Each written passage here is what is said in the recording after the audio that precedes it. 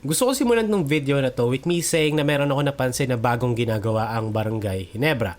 And ang agenda natin sa video na to, we're going to talk about Ginebra's potential playoff run. I-review natin yung mga factors, yung mga bagong ginawa nila, changes, mga red flags to anticipate, and yung schedule nila, remaining games nila basically.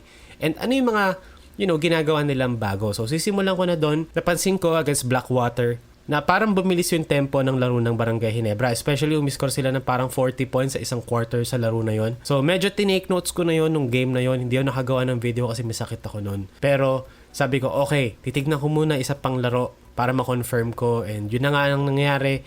Hindi lang sa na-confirm, narinig ko pa mismo kay Coach Tim ko. Ipe-play ko ngayon yung video para marinig nyong lahat kung ano yung gusto kong sabihin.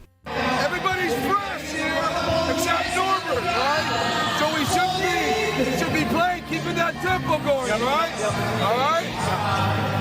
Keep the tempo going. Be quick, but not in a hurry, huh? Be quick, but not in a hurry. Get out and go. See what you get. You don't have it. Fill. Someone fill in and get in that going. All right? Yep. You've got the big guy. So kung hindi siya ganun kalinaw sa audio, ang ibig sabihin ni Coach Tim Con or yung sinabi niya doon, keep the tempo going. So ibig sabihin meron silang game plan na bilisan yung pace. So kaya gusto nilang itry na i-keep yung tempo. And after nun, sinabi niya, after nung keep the tempo going, sabi niya na kapag wala kang option, fill, and then go. Diba? So, he's acknowledging na bilisan natin, 'di ba? Let's be quick pero not in a hurry. So, ibig sabihin, explore mo pa rin yung offense. I-run pa rin natin yung offense. Pero, may emphasis on being quicker. So, kumbaga, hindi mo na siya i-run through the motion. You look for your option, you look for your shot. And kapag wala, pasa mo, mag-fill ka ng spot, takbuhin natin. Pero let's be more assertive. Which is yun naman yung hinihiling nating lahat for the past, year or so. And this is a good sign. And ang theory ko dito, nakita ni Coach Tim, dahil mahaba yung break ng PBA, di ba, mahabang break, walang Ginebra, napansin siguro ni Coach Tim sa kaibigan niyang si Coach Poe sa Miami Heat na yung ginagawa ng kalokohan ni Coach Eric Spoelstra doon. Di ba, nabilisan yung pace, atakihin yung gaps, shoot a lot of 3-pointers, and then kapag nag-close out, umatake, spacing, di ba, yung parang wheel. So I think he's trying to apply it sa triangle offense niya, which makes sense kasi nung panahon naman ni si Stand, medyo ganun naman sila. Pero not necessarily, a fast-breaking team. Pero more on early offense sila nun. And kahit na mag-half court sila, mabilis yung execution. Kasi amoy na rin nila isa't isa nun. And I think, kung paninindigan nila yung ganitong playstyle, it will fast-track their chemistry. And eventually, kapag nag-slow na yung game around playoff time, mas sanay na sila na mag-hot potato basketball.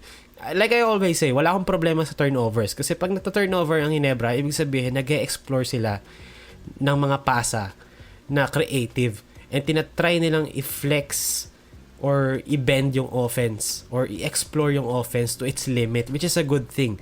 'Di ba? Kumbaga magta-turnover ka pero at least you tried executing.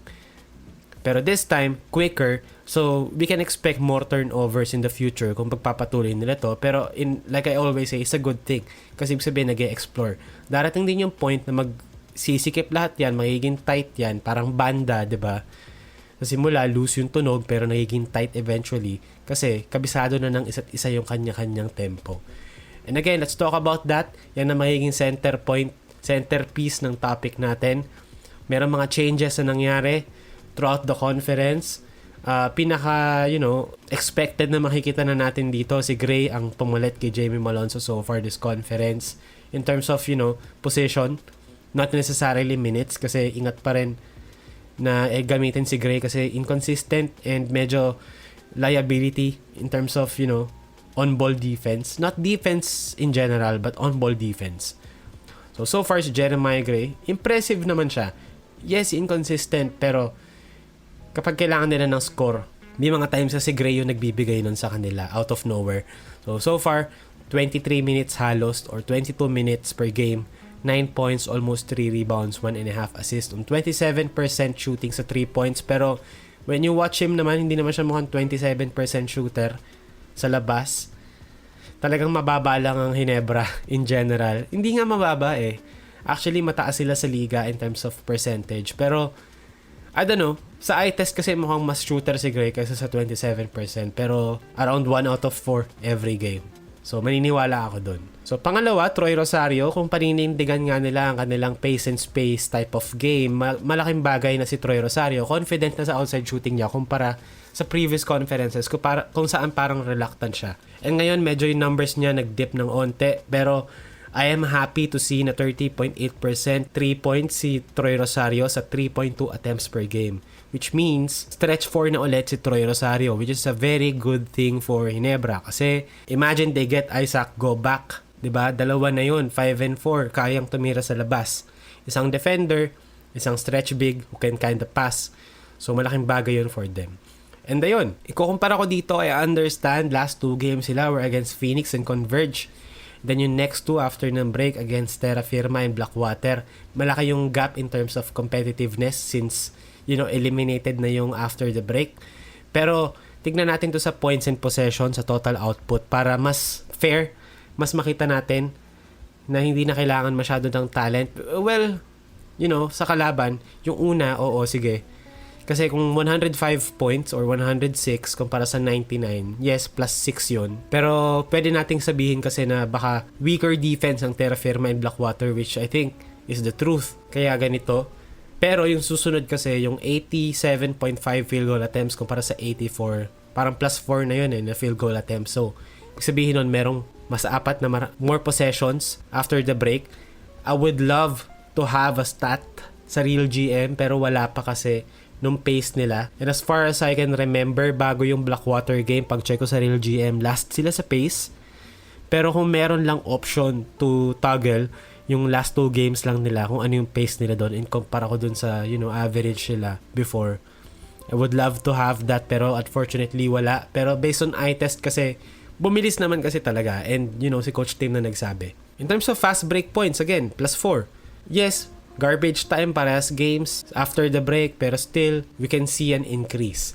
So now, let's talk about their team identity. Now, ngayon, it's good na ina-embrace na nila yung pace and space kasi yung team nila is built to be a pace and space team. Pero meron pa rin conflict. A good kind of conflict kasi parang merong definitive answer. At least for me, sana pati kay Coach Tim. Pero ang Ginebra team na to, surprisingly, they're one of the better outside shooting teams sa liga. Which is a surprise. Kahit ako, nagulat ako nung chinek ko to nung break. 'Di ba? Kasi yung offensive triangle relies heavily on paint points.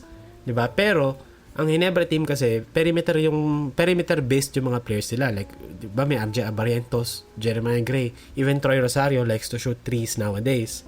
Scottie Thompson is not the same guy kumpara sa dati, di ba? He would settle for 3-pointers nowadays. And this is Stephen Holt, wala namang ibang bag kundi tumira ng 3 points or to shoot an awkward floater kapag heavily contested.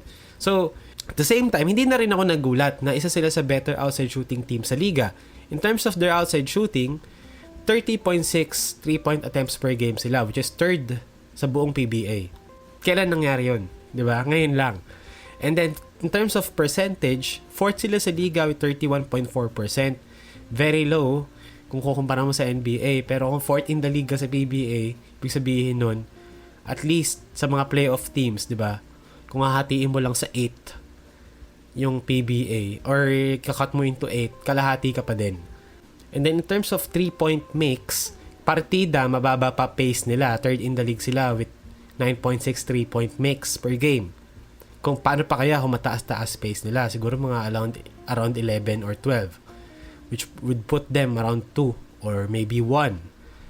So kumbaga medyo may conflict in terms of their playstyle and what they're good at. Kasi playstyle nila, yes, faster pace pero still triangle. Pero sana, 'di ba, they realize na ang strength talaga nila is their outside shooting na alam ko hindi ito yung identity ng isang coach team, 'di ba?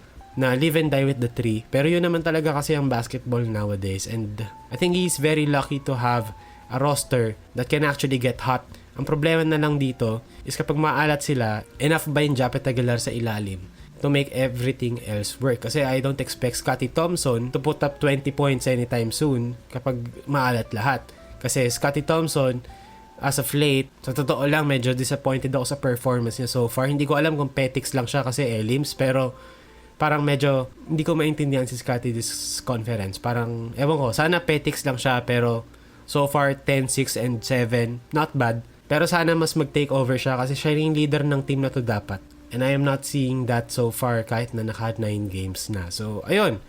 Ang good news dito, yung schedule ng Ginebra is considerably easy. Kumbaga, tanggalin mo na yung rain or shine, kaya pa rin mag 6-5 against Titan. Diba? Kung manalo sa rain or shine, going to be 7-4 standings nila, diba? Around 5-7 yan. So, twice to beat disadvantage pa rin kung swertein talaga sila sa itaas ng lahat ng scenarios. Manalo ang mga dapat manalo. Baka mag 4 pa sila, pero I don't expect them to, reach that. Pero ang humble na expectations ko, 6-5 sila. Likely 7-8.